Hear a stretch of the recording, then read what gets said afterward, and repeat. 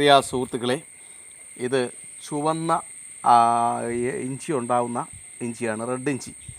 അപ്പോൾ ഇതിൻ്റെ ഒരു ഗുണമെന്ന് പറഞ്ഞാൽ നമ്മുടെ നാടൻ മറ്റുള്ള ഇഞ്ചിയെക്കാട്ടിലും കൂടുതൽ ആരോഗ്യ ഗുണങ്ങളുണ്ട്, ഔഷധ ഗുണങ്ങളുണ്ട്. പിന്നെ ഇത് ചാക്കിലുമൊക്കെ നമുക്ക് കൃഷി ചെയ്യാം. ഇതിൻ്റെ ഏറ്റവും വലിയൊരു ഗുണമെന്ന് പറഞ്ഞാൽ 6 മാസം കൊണ്ട് ഇതിന് വിളവെടുപ്പ് നടക്കാം. അപ്പോൾ ഈ ചാക്കിലെ ഇഞ്ചി അതുപോലെ ഇത് ചട്ടിക്കകത്ത് കൃഷി ചെയ്യാം. ഏറ്റവും നല്ലത് തറയിൽ കൃഷി ചെയ്യുന്നതാണ്. കാരണം ഇത് 6 മാസം കൊണ്ട് വിളവെടുക്കാൻ മാത്രമല്ല, കുറച്ച് സ്ഥലത്ത് കൂടുതൽ നമുക്ക് ഇഞ്ചി കൃഷി ചെയ്യാം.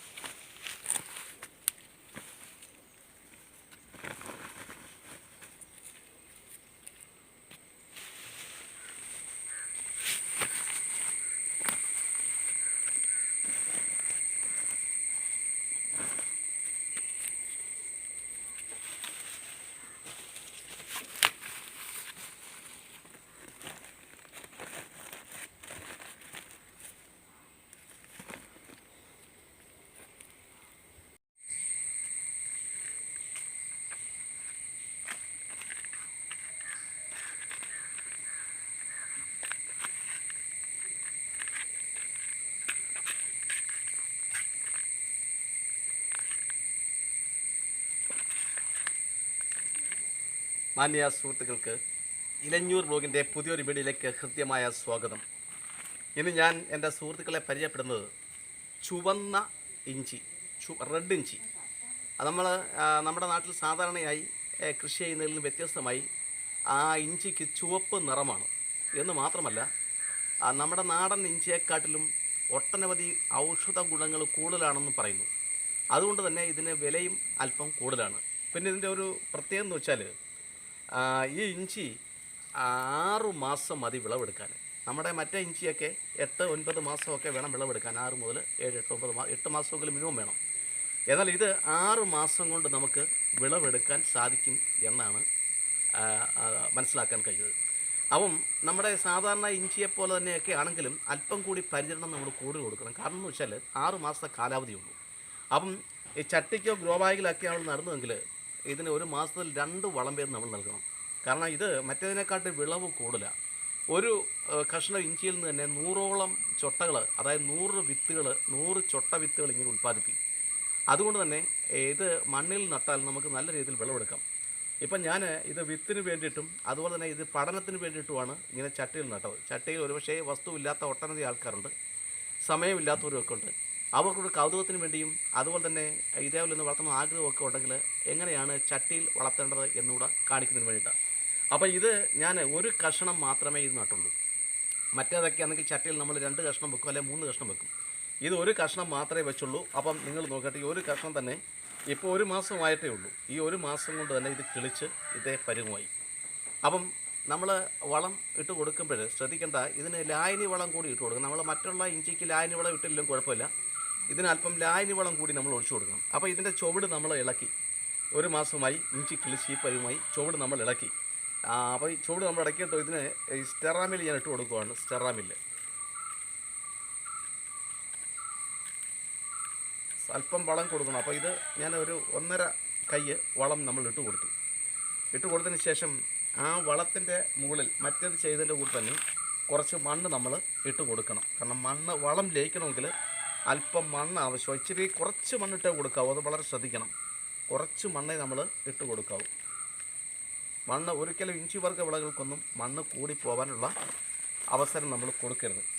അതിനുശേഷം നമ്മൾ ചെയ്യാൻ പോകുന്നത് വെച്ചാൽ, മറ്റേത് ചെയ്തതിൻ്റെ കൂടെ തന്നെ അതിൽ നിന്ന് വ്യത്യാസമായിട്ട് ഇത് കടലപ്പിണ്ണാക്ക് പുളിപ്പിച്ചതാണ്. കടലപ്പിണ്ണാക്ക് പുളിപ്പിച്ചത് നോക്കിയാൽ കടലപ്പിണ്ണാക്ക് എന്ന് പറഞ്ഞാൽ നമ്മൾ ഈ പശുവിനുമൊക്കെ കൊടുക്കുന്ന പിണ്ണാക്കാണ് കടലപ്പിണ്ണാക്ക് എന്ന് പറയുന്നത്.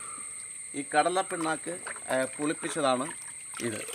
കടലപ്പിണ്ണാക്ക് വാങ്ങിച്ച് ഇതേപോലെ ഒരു ബക്കറ്റിനകത്തിട്ട് 10-15 ദിവസം കഴിയുന്നുണ്ടെങ്കിൽ കടലപ്പിണ്ണാക്കിനോടൊപ്പം തന്നെ വെള്ളം ഒഴിക്കണം. 10-15 ദിവസം കഴിയുന്നുണ്ടെങ്കിൽ അതിനകത്ത് കോരിയെടുത്ത് നമ്മൾ ഏത് പാത്രം കൊണ്ടാണോ കോരി എടുക്കുന്നത് ആ പാത്രത്തിൻ്റെ 10 ഇരട്ടി വെള്ളം ചേർത്ത് ഇങ്ങനെ ഇളക്കി റെഡിയാക്കുന്ന ലായനി വളം.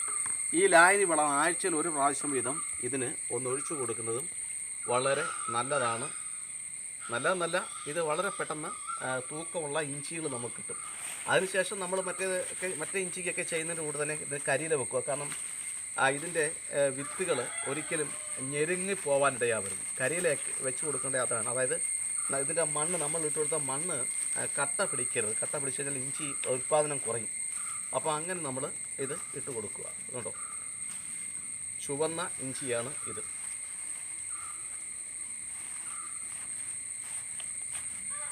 നമ്മൾ കരിയില വെച്ച് കൊടുത്തു. കരിയില വെച്ച് കൊടുത്തതിന് ശേഷം ഇതിനും പുഴുവിൻ്റെയൊക്കെ ആക്രമണം ഉണ്ടാകാനുള്ള സാധ്യതയുണ്ട്.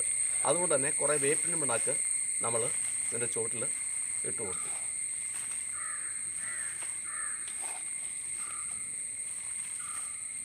പിന്നീട് ഇതിന് ഈ ചാമ്പൽ, മണ്ടയ്ക്ക് വിലയിലുമൊക്കെ അല്പം ചാമ്പൽ. അപ്പോൾ ഈ ചാമ്പൽ ചേറി കൊടുക്കുക എന്ന് പറഞ്ഞാൽ ഒരാഴ്ചയിലെ ഒരു ദിവസമൊക്കെ ഒറ്റപ്പിടി ചാമ്പലിൻ്റെ മണ്ടയ്ക്ക് വിലയിലുമൊക്കെ ചേറി കൊടുക്കുന്നത് വളരെ നല്ല കാര്യമാണ്, അല്ലെന്ന് ഞാൻ പറയത്തില്ല. അപ്പോൾ ഇങ്ങനെ നമുക്കിഷ്ടമുള്ളതെല്ലാം നമുക്കുള്ള സ്ഥലത്ത് നമുക്ക് വിളയിപ്പിച്ചെടുക്കാം. നാടൻ ഇഞ്ചി, അതുപോലെ തന്നെ ഈ പറയുന്ന ചുമന്നിഞ്ചി, പിന്നെ കരിയിഞ്ചി, അങ്ങനെ പലതരത്തിലുള്ള ഇഞ്ചികളുണ്ട്. ഇതൊക്കെ ഓരോന്നോ ഉയരണ്ടോ മൂടൊക്കെ നമ്മൾ വെക്കാമെങ്കിൽ നമ്മുടെ ആ വീടിൻ്റെ ആ ഐശ്വര്യം എന്ന് പറയുമ്പോൾ നമ്മുടെ മനസ്സ് വളരെ സമ്പൽ സമൃദ്ധമാകും. മനസ്സ് സമ്പൽ സമൃദ്ധമാകുന്നത് സമ്പത്ത് കണ്ടല്ല, പകരം നമുക്ക് ലഭിക്കുന്ന ആ സംതൃപ്തി കൊണ്ടാണ്. അപ്പോൾ പ്രിയ സുഹൃത്തുക്കളെ, ഇത്തരത്തിലുള്ള കൃഷിരീതികൾ, ഇത്തരത്തിലുള്ള കൃഷിയുടെ അറിവുകൾ, കൃഷി കാഴ്ചകൾ, പ്രത്യേകിച്ച് ഒരാൾക്ക് പരസഹായം കൂടാതെ തന്നെ സമ്പത്തൊന്നും വലുതായിട്ട് ചിലവാക്കാതെ തന്നെ വളരെ ലാഭകരമായി ചെയ്യുന്ന കൃഷി രീതികളെ, കൃഷി കാഴ്ചകളൊക്കെ താല്പര്യമെങ്കിൽ അത് സമാന ചിന്താഗതി ഉള്ളവരിലേക്ക് ഈ അറിവ് ശേഖരിക്കുകയും പങ്കുവെക്കുകയും ചെയ്യണമെന്ന് ആഗ്രഹമുണ്ടെങ്കിൽ ആദ്യമായിട്ടാണ് ഞങ്ങളുടെ യൂട്യൂബ് ചാനൽ കാണുന്നതെങ്കിലും നാളിതുവരെ സബ്സ്ക്രൈബ് ചെയ്തിട്ടില്ലെങ്കിലും ദയവായി സബ്സ്ക്രൈബ് ചെയ്യണമെന്ന് അഭ്യർത്ഥിക്കുകയാണ്. അതുപോലെ തന്നെ എനിക്ക് പൂർണ്ണ പിന്തുണയുമായി ഒരു ശക്തിഗൗരവമായി എൻ്റെ പേരിൽ ഉറച്ചു നിൽക്കുന്ന എൻ്റെ മാന്യമിത്രങ്ങൾക്ക്, എൻ്റെ സുഹൃത്തുക്കൾക്ക്, എൻ്റെ ബന്ധുമിത്രാദികൾക്ക് ഞാൻ കൃത്യമായി നന്ദി അറിയിക്കുന്നു. എല്ലാവർക്കും ഒരിക്കൽ കൂടി നന്ദി, നമസ്കാരം.